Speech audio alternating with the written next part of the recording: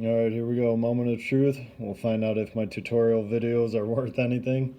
But you've got your rotor sanded, full on this side all the way around real nice. And half of it, which you had to do kind of the 2/4, half of it on this side.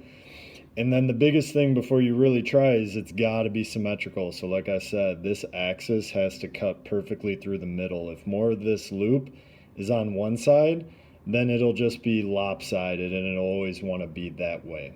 Okay? So get it symmetrical. Even the paper clips, try to get them at the right height. And you'll notice I've kind of bent mine down low. I've played around with enough kind of locations that I think getting lower is better, but if they're a little bit higher, that's okay.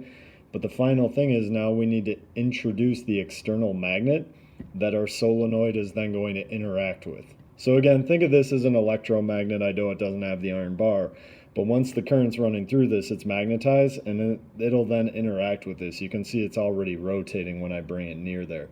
Now you're going to see it kind of like bounce a little bit, and it might want to do something on its own. It might not go entirely on its own, so you might have to give it a little bit of a nudge one way or the other. And then eventually, one way or the other, if everything's good, it'll then start going on its own. So if you think about it, it's kind of cool right now. This thing, for every rotation, which it's quick, it's cutting its current on and off so that it can continue rotating. If it gets lopsided like mine did, you can always adjust it and restart it. All right. But this is our end result. This is about as simple as the electric motor gets. But the cool thing is, this is actually how the sophisticated electric motors work too, in terms of the general ideas of magnetism, electromagnetism, that is. All right, good luck, everybody. If you can get this running and show it to me in class, then I think I've got a little bonus for you, okay? Good luck.